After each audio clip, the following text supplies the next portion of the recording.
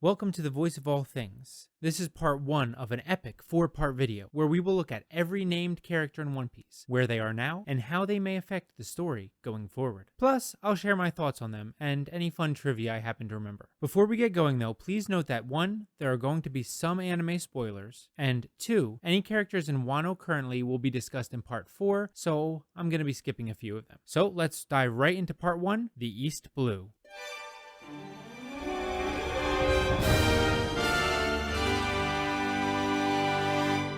Obviously, our story starts with Monkey D. Luffy, and not only did we make a video dedicated to him, he is obviously in Wano. Plus, we don't really ever have to ask where is he now, since the story follows him pretty closely. But the next character we're introduced to is one that sparks a lot of interest. Red-haired Shanks. Shanks is Luffy's inspiration to be a pirate and holds a lot of secrets. For instance, we know nothing about his rise to emperor status or his rivalry with Mihawk. And his status as an emperor is very interesting because the emperors are considered to be the closest to reaching the One Piece and becoming Pirate King. Many of us have held to the idea that Shanks wasn't after that goal, much like Whitebeard was not. After all, until recently, we assumed Shanks was there when Roger discovered the secrets of the world at Laugh Tale, where the One Piece is. But Shanks wasn't there. Does he even understand what the implications of that treasure are? And since he is an emperor, that probably means he rules over many islands, as the other 3 do. What is his empire like? What kind of grip does he have on it? Is he more like Big Mom, or is he more like Whitebeard? After all, we have been led to believe that he's a pretty good guy, but he is a pirate, and one who can be quite threatening. And that's not even to mention the mysterious things he's been doing ever since he gave Luffy his hat. He was at someone's wedding, and there's no doubt that that will have an impact on the story later on. Plus, he has the clout and ability to just meet up with the 5 Elder Stars, which is rather crazy. After all, the panic that ensues in the world government when 2 of the emperors meet for any reason should show us how impactful an event like an emperor meeting with the world government is. Who on earth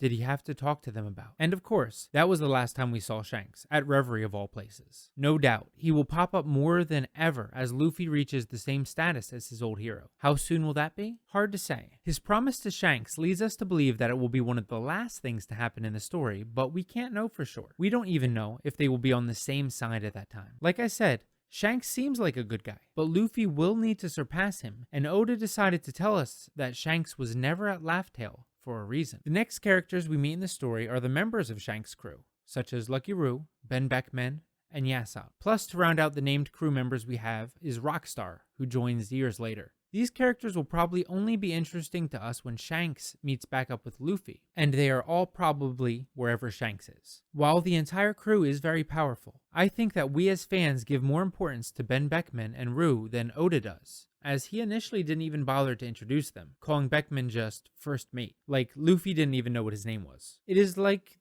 that one throwaway NPC in a role-playing game your players get insanely attached to because you accidentally made them do something vaguely interesting. Now, Yasopp, on the other hand, will be important, as not only is he Usopp's father, but he is also a great sniper. Now, this tidbit could have been included just to show where Usopp got his skill, but could indicate that the 2 of them will go head-to-head at some point. Now, unlike Zoro, who must fight all the swordsmen to prove that he is the greatest, Usopp does not have the dream of becoming the greatest sniper, but whenever you see 2 people with a similar fighting style in One Piece, you can't help but to want to see who would win. Finally, there's Rockstar. While we don't know much about him yet, his inclusion was not an accident, and we don't know how he joined or got close to Shanks. We've been given the impression that Shanks has a somewhat tight-knit crew, unlike some of the other emperors who sort of spread a wide net. But who knows? Shanks could be like that too. We just haven't seen how he operates. Okay, so thankfully most of the other people from East Blue aren't as critical to the story as Shanks, so we won't have to talk about them quite as long. First, let's talk about Luffy's hometown, where not much has changed since he left. Most of the people who lived there when he first met them still live there, such as Whoopslap the mayor and Makino the barkeep. We get glimpses at their lives every time Luffy's bounty goes up or something huge happens on the world scene, like whatever happened to Sabo.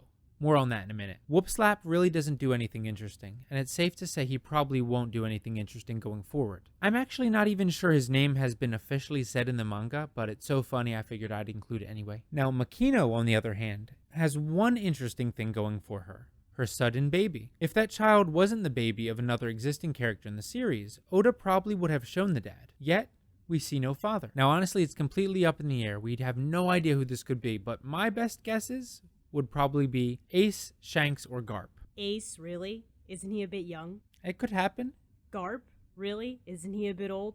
It definitely could happen. That guy's a stud. I mean, obviously it's Shanks. If a hunky, super strong pirate was coming to my bar every day and we were friends, I'd totally try to get with that. I guess me too. Oh wait, no. Okay, so also we met Higuma the bear, who was another character in Luffy's childhood. But he's Sea King poop now, so he probably won't come back up. Speaking of that specific Sea King, some translations do give him a name, such as Lord of the Coast, so I'd be remiss if I didn't include him in this list. Oda likes to have old Sea Kings reappear from time to time, so it is possible we'll see him again, but not likely in any important capacity. And even though it happens later in the story chronologically, Luffy's flashback is technically here in East Blue, so we'll talk about those characters now. First, there's the Daydan family, such as Curly Daydan, Dagora, and Magura. All of them appear occasionally for the same reasons Makino and Whoopslap do, and they probably won't have a lot of impact on the story in the future. Unless Oda decides to show us how Garp came to have his strange relationship with them, I doubt they'll appear much in the story, aside from showing up whenever Luffy gets a bounty increase. In Luffy's flashback, we also met the Blue Jam pirates, including Blue Jam and Porchemy, but they're all dead. Porchemy having been killed by Blue Jam, and the rest of them apparently dying in the fire, though that was off screen. Maybe Blue Jam joined the revolutionaries with the rest of the trash people who were saved by Dragon. That's really the only way we'd get to see him again. Ace was in Luffy's flashback, but he's dead, so we don't have to talk about him. Just kidding. But we're going to get to him in the next video. Of course, there is Saint Jalmac, the random celestial dragon in that flashback. I'm sure he'll pop up again, but all we can really say about him is that he's probably in Pangaea Castle with the rest of his buddies. Hey, he's at Reverie. Maybe Sabo got back at him for blowing up half his face. Speaking of Sabo, let's talk about Sabo's brother Stelly. Stelly's initial introduction was so odd that I knew he would have to be someone important later. And while he hasn't become particularly important yet, his comments about wanting to sit on the throne of the world pretty much solidified the idea that he's going to do something to stir up some trouble at some point. His wife, Sally Isn't-Annette, wasn't in the flashback, but she is a character, so I figure I'll mention her now. There really isn't Annette anything interesting to say about her. She probably will be around whenever Stelly finally does something interesting and react to it. And finally, to round out Luffy's flashback, there's Sabo himself. We didn't know he existed, then we thought he was dead, then we found out he's alive, and now we're back to thinking he's dead. What else could have made everyone so upset? What happened to him at Reverie? Unfortunately, he is one of the many characters we just can't comment on too much because of the fact that his role in the story going forward was left up in the air by such a giant cliffhanger at Reverie. It is very interesting to contemplate though. After all, it doesn't seem likely that Oda would off-screen kill any character of that level of story importance, closeness to Luffy, and popularity. And if the Marines captured him, are we going to get another save Ace situation? It would be nice to have Luffy actually save his brother this time, but it would be a weird tangent for the story to take. Either way, I'm sure replacement Ace is completely fine. Alright, and that was just Luffy's childhood. There are a lot of characters in this story. Moving on to the near past, the Alvida Pirates, and their appropriately named captain, Alvida. Alvida, as everyone knows, has joined Buggy's crew after someone told Oda he needed more attractive characters in his manga. Meanwhile, her crew suffered two different fates, depending on if you are reading the manga or watching the anime. In the anime, they are captured by the Marines, and in the manga, they aren't.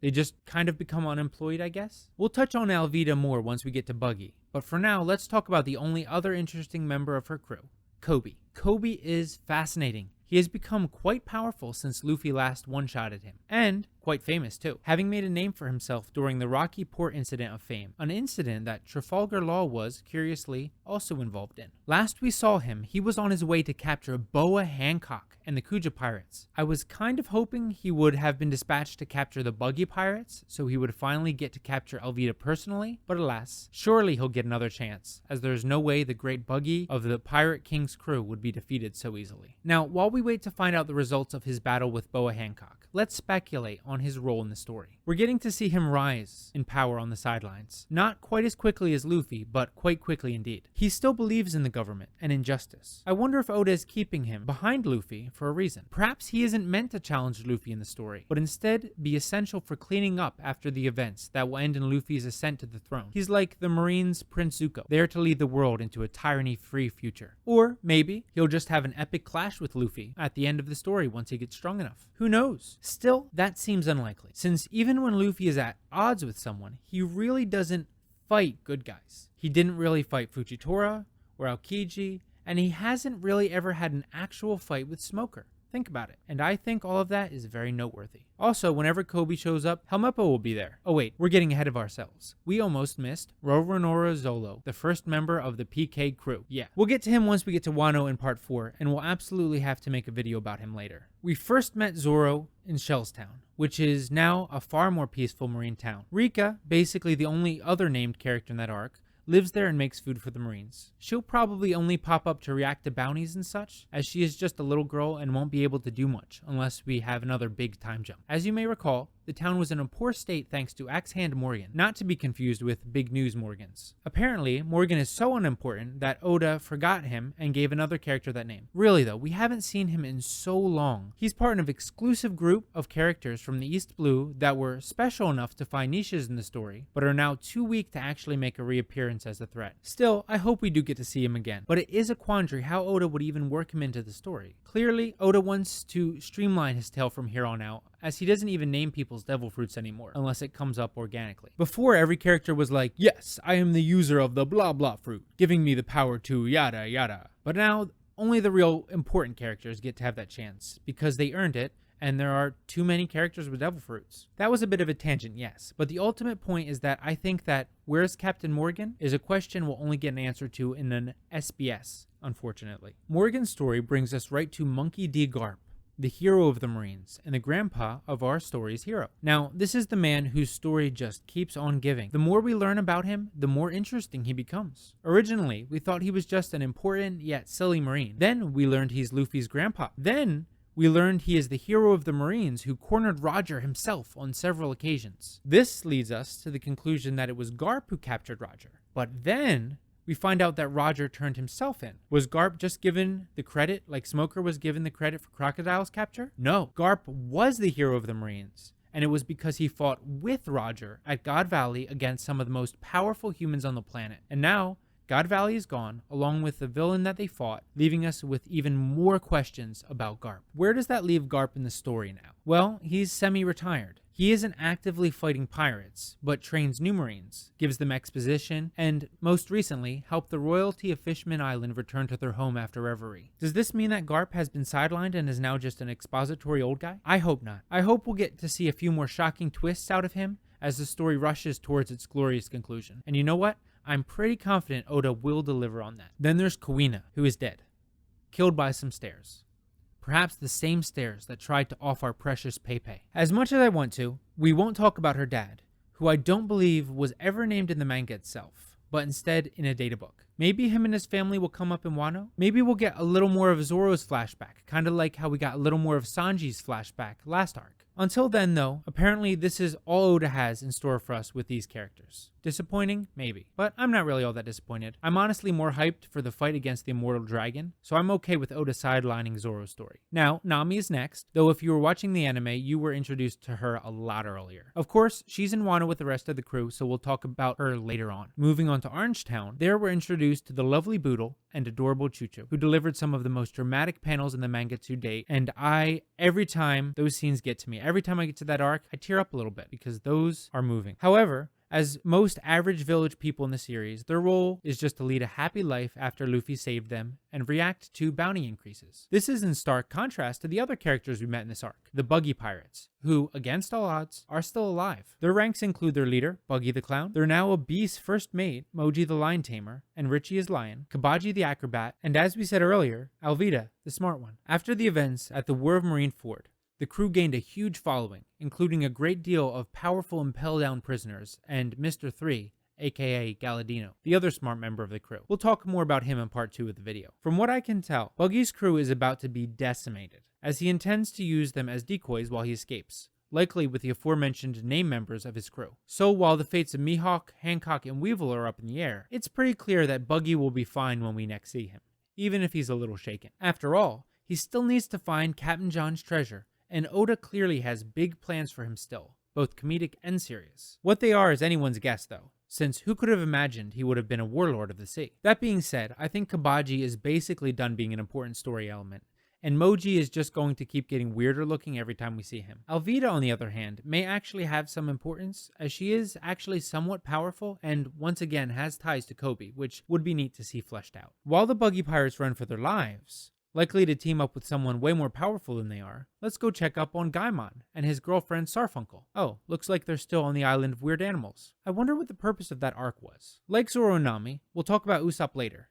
as he's in Wano. Meanwhile, dear Kaya seems to be making a full recovery, waiting for the day her brave hero returns from his sea adventures so she can tend to his wounds. I feel like any role she will play in the story will be epilogue stuff, really. And by her side is Mary, the freaky sheepman butler, and her friends Carrot, the future bar owner, not to be confused with Carrot, the freaky rabbit woman, Pepper, the future carpenter, and Onion, the future writer. All of them are pretty young, so I think their role in the story is much like Rika's. They are there to react to bounty posters and maybe do something in the epilogue. Even if they were older, their dreams are pretty tame, so it isn't like they're going to be setting off for the Grand Line anytime soon. Then, of course, we get the Black Cat Pirates. This is a very interesting group. Why? Well, their captain, Kuro of 1,000 Plans, tried to murder them all. So, once they were defeated, one of the following three things happened: mutiny, disbanding, or slaughter. Maybe all three at once. Chances are, though, Kuro isn't dead, which probably means his crew is. Though, if they were smart, they would have killed him while he was still unconscious. The other three members we got names for in the crew were Janko, Siam, and Butchie. Zoro indicated that he at least thought he killed Siam, but this is One Piece, so who knows. And even if he didn't,